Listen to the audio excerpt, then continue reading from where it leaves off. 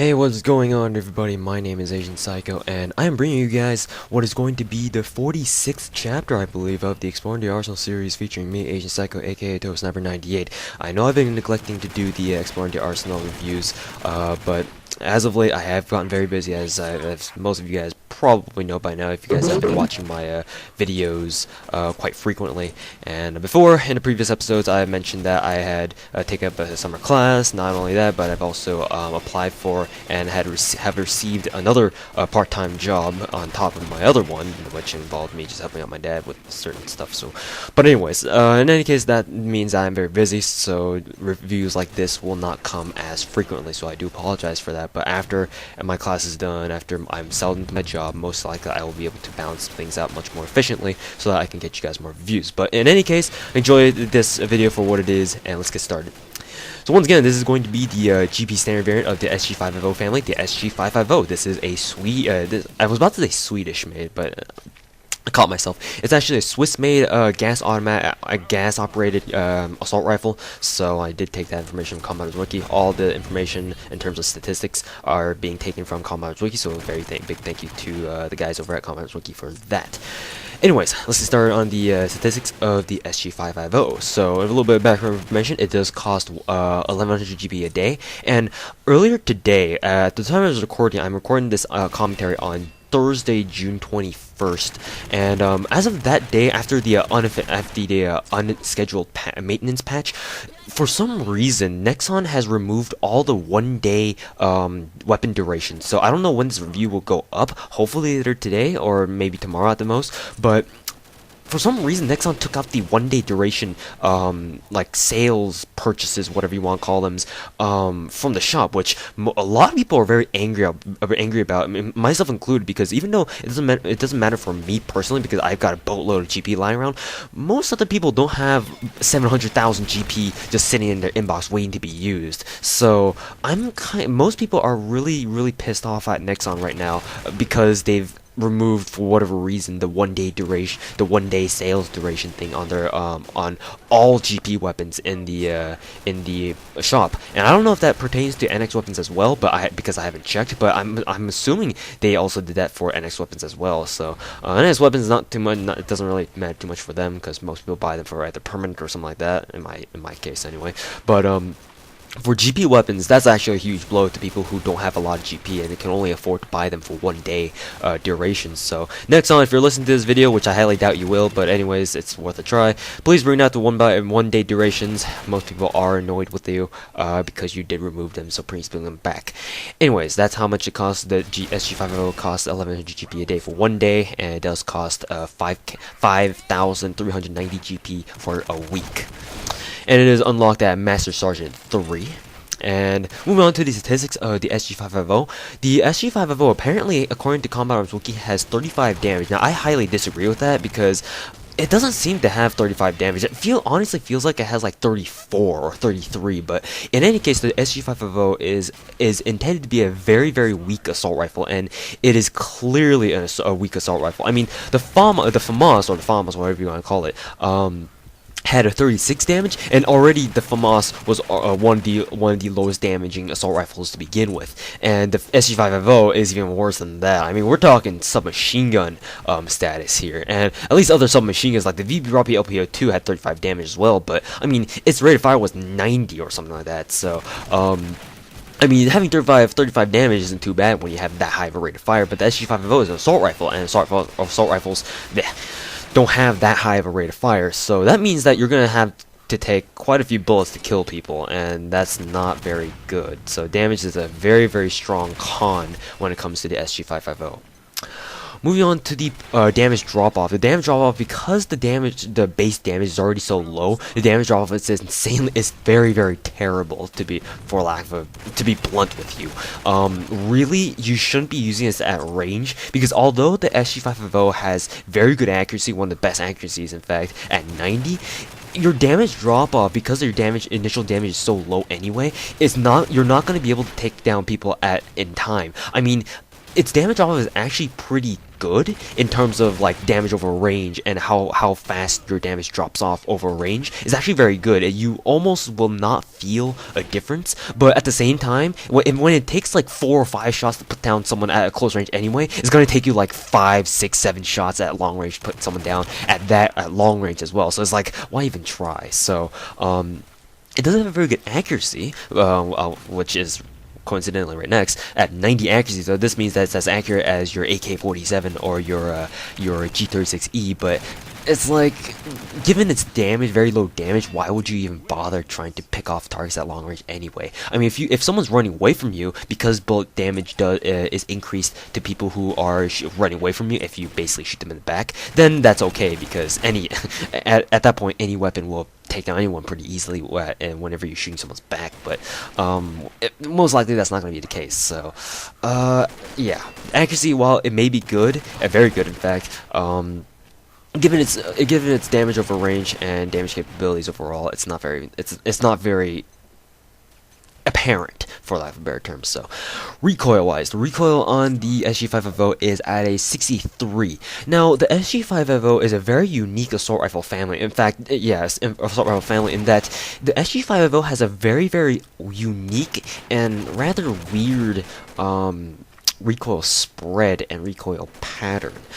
What I mean by that is that although it does have a very low recoil statistic, technically speaking, I mean, it does have the same recoil statistic as, I believe, the M416. If I'm incorrect, please correct me on that. But the only thing low about the recoil on the SG550 is the fact that it has very low recoil kickback. So you'll be able to very well put your shots on target because your SG550 isn't going to wobble around your hands a lot because you're firing at the same time. The thing about the SG550's recoil is the fact that the recoil spread is most unique amongst any weapon family in combat arms.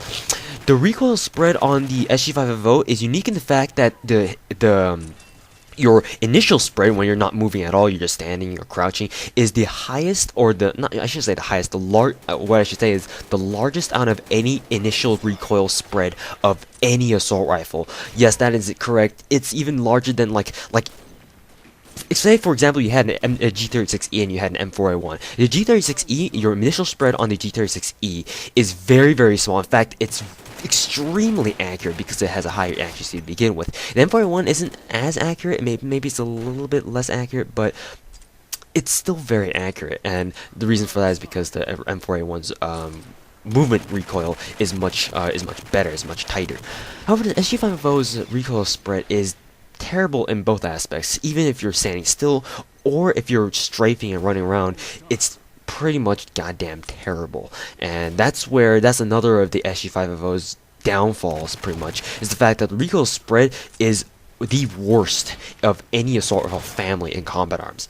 The only kind of counterbalance to that is the fact that when you jump with any weapon, your weapon's recoil spread goes to max immediately, or at some point it's going to go to max.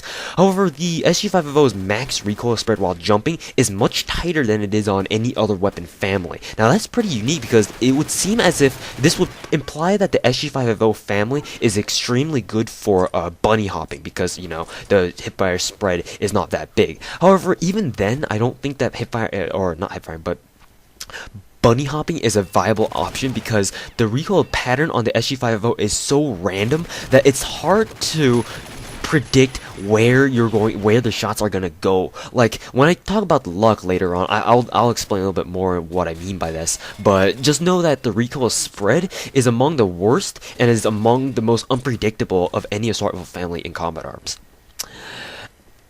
Because of my thoughts on the recoil spreads and whatnot, it shouldn't come as a surprise that the recoil controllability on the SG550 is very difficult indeed. Even if you try to burst fire with it, the rate at which your SG550 the spread on the SG550 will increase per shot is very significant. So even if you try to burst fire with it, I don't think you'll have much luck at all. So you might as well spray your ass off with this.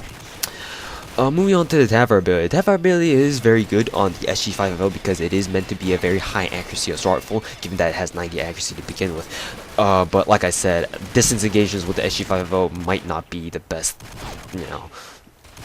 choice or strategy you might need to use with the SG550, so that's up to you guys. Sprint drawback. The sprint drawback on the SG550 is either average or a little bit slower than average, not too special, but at the same time I do feel like it is kind of slow. I mean, the SG550 was kind of awkward to begin with to use, so that's just my thoughts on it. Moving on to the draw speed. The draw speed is average or something like that, so not too special at that. Moving on to the center speed. The center speed is, honestly, it's actually kind of fast, but it's not fast enough to do it justice. So that being said, you shouldn't really care about it too much. Moving on to the reload speed. Reload speed is a little bit average, or I don't know, it's average. That's all I can say about it. I mean, it's not unbearable, but I do wish that it was a little bit faster. So, after that, moving on to the fire modes. The fire modes on the SG550 is only available in one fire mode. That's fully automatic only. Not really last, but moving on to the luck. So here's what I meant by luck on the SG550. The luck on the SG550 is, I won't say it as high because it's not technically high. Instead, I'll call it really fucking random. You'll get headshots with, what I mean by that is that you'll get headshots with the SG550 at the most random intervals in the entire throughout your usages with it. Like you'll be aiming at the body, and because recoil spread is so bad, randomly you'll see like you can get like a lotto because your hipfire spread is has gotten so damn bad that a bullet will just randomly go to the top of your crosshairs and score you a random headshot, and you'll be like, oh well, I didn't really expect that to happen, so whatever. So yeah, things like that could happen, so there you go. Moving on to the ammo capacity. Now here's another very bad downfall of the SG550. The SG550 starts with a very meager 20 rounds in the magazine and 100 rounds in reverse, or I believe it's 100 rounds, either that or 80. So I believe it's 80. Do correct me if I'm wrong, but it's either I'm thinking it's 20 out of 80. So that's another thing about the SG550 that really turns people off from this weapon, is because of the fact that, you know, it just has so little ammo that most people don't really like guns that have only 20 rounds in a magazine to start with anyway. So it's like, not only is it weak, but next on you also get this thing only 20 rounds. Like, what the fuck are you trying to do with this? So yeah, it's the usability of the SG550 is just limited on so many aspects that I don't see how anyone can do well with this weapon. So there you go, that's the shitty ammo capacity that the SG550 is infamous for. Moving on to the key physical characteristics. So the key physical characteristics on the SG550 is that the overall gun length is very long. That's almost a "that's what she said" joke, don't worry. And it's like a sleek, kind of whitish design, I don't know, like a very silver metallic-ish design. I mean, it's a unique gun if you look at it, but it's reminiscent of, or reminiscent, however you want to say that, of like your standard assault rifle. Like it's got your, it's not like a unique bullpup or something like that. There's nothing about it that stands out. I mean, I guess I could point out that little knob on the back that you can see that, you know, kind of blocks your ACOG vision if you think about it. Like, well, that doesn't make much sense, but whatever. That's it for its key physical characteristics. But anyways, moving on to the muzzle noise. The muzzle noise is a very loud blasting sound.